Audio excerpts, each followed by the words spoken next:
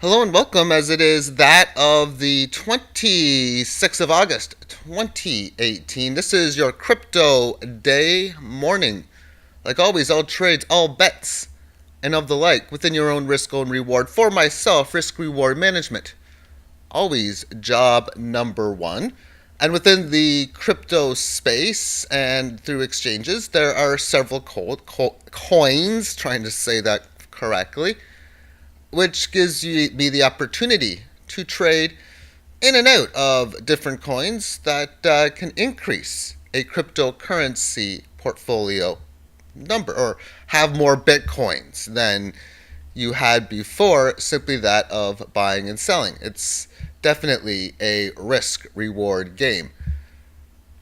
The Bitcoin price spent several days within this sideways range, and it technically is supporting it, but it hasn't done anything to have any type of clear break on the resistance level. As far as the 6,000 support, how fragile it is, and the nauseating comments about $3,000 on a breakdown over and over and over again. Well, every single time that the price action has managed to come in towards these areas, well, it hasn't sold off towards that point, at least as of yet. When we look at this now from this point of view on a 3-hour time frame, let's put a line in where resistance has been in most play, somewhere around in here. How often has this market resisted this area? Well, or been in that area? Once. Very good sell-off. 3 times or multiple times hit below, not quite getting up to that point. Sell off again. And then it resists it again, back to the 18. As there's the move back in here. Resist it again, move back to the 18. Unable to get near it here. The failed breakout above that level occurred. Oftentimes, after a failed move, you get a fast move in the opposite direction thereafter. Well, not this time.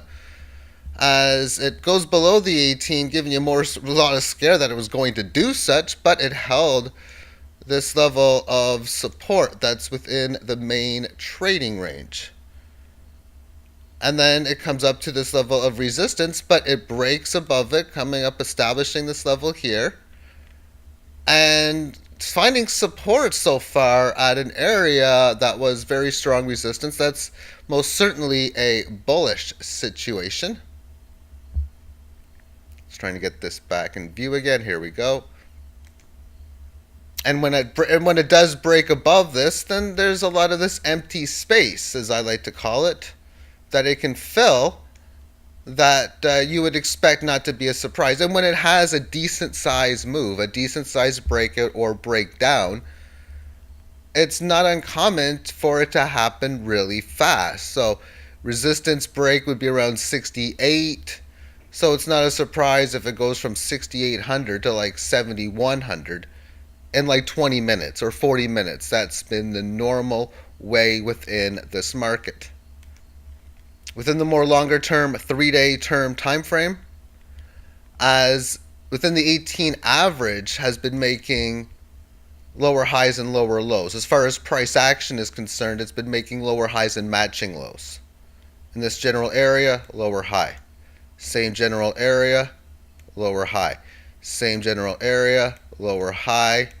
And it's still in that lower area, still within the market. And the price action, after not finding support on the 18 lows at around August the 5th, managed to slide down a bit further, but has, again, held thus far. It is within the retracement. It's got a decent ways to go, again, to break this downtrend, at least of the higher lows. The 18 average of highs is currently in at around 7,116. On the upper left is where you see it in here. on the 3-day time chart. So that's a possibility of one of those resistance areas. But then after getting above that, now you'd be talking about, okay, getting above the 18, working on an upper correctionary move to this last previous high, and then getting above there, and that's like 9,000. So that would still be a gain of like 2,200-ish, 2,300. So that's about 30% that's needed just to even start to consider the talk of the change in trend and that of finally having our first higher high in quite some time. Here we have DENT. Not much data on here. This we can take a look at on, say, a 3-hour time frame. I entered into this at 29, and it's not often that I get to enter in and it just starts going up from when I did, but it's pretty cool, up to 51 now. So I've been selling on different multiple spots along the way. I haven't had any buybacks yet, and that's the key word, because it's going to, markets go up, markets go down, all that type of jazz. And NANO, this is a coin that I've been in since the middle of July, which means it's up a little bit. It was at around 22 on the Binance exchange, falling down to below 10, now at 33. If we even look back to the February levels, this was at 1.5. 1.5 down to basically under 0.1, greater than a 15x loss. Can we say big volatility? Yeah, of course I can. And that it's part of this risk reward game. And then it's just been going straight up. And how much longer it's going to do this, I don't know. And maybe it's going to have a move that might come back down a bit, maybe even lose close to half or 30% of its value as a short-term retracement and continue this uptrend. But markets will just end up going up, end up going down. Again, when I started getting into this, I got into it into July. And I like Binance for just up or looking at past trades. For within the market, you can end up doing things like put it like the dates. You can change the dates. Like they say over the last week, but you can change it to back to whenever. Put in the coin that you want to look up. In this case, we're looking at NANO. And I first entered it at July the 17th at about 20 hours or 8 p.m. Eastern Time. I did so buying in at 4,079 Bitcoin was the cost, with the intention from the start of trading it on Binance Coin. I just didn't have enough BNB to buy a full entry position.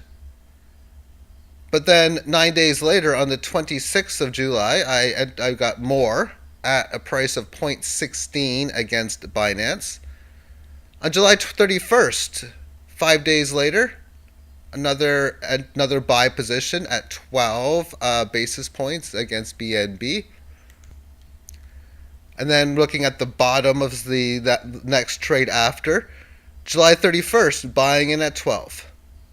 Then the next day, it goes up to 13. Not much of a gain, but I got a small sale. Buy back at 11. I did so the next day thereafter that. And then on August the 12th and 13th, buying at 1,800 and 1,600 Bitcoin. I just didn't have any Binance coin at that time to buy, so I just happened to buy with Bitcoin. And then on June the 15th, sell at 12, sell at 15, sell at 19, buy back at 16.42, sell at 18.29.